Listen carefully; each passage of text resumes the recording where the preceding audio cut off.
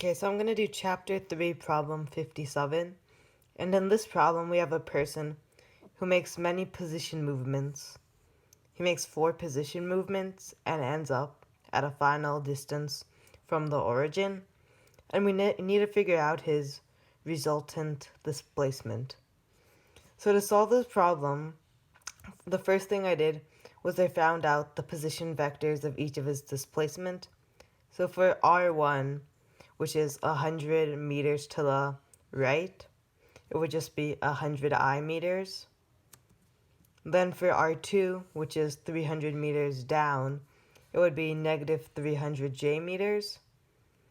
And then we have R3, which is 150 meters at an angle 30 degrees below the left x-axis.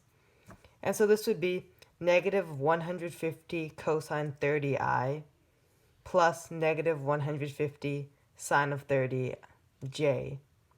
So then just plugging in the values of sine 30 and cosine 30, this is equal to negative 130i minus 75j meters.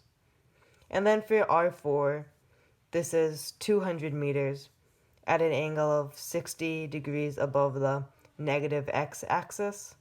So this would be negative 200 cosine 60i plus 200 times sine 60j meters, which is just equal to negative 100i plus 173j meters.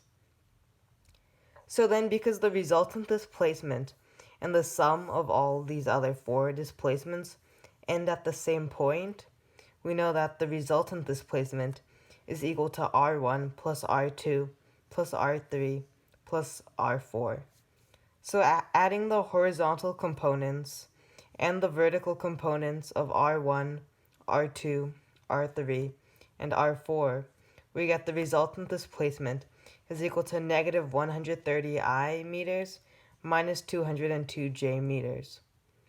So now to get the magnitude of the resultant displacement, we take the square root of the square of the x component of R plus the square of the y component of R.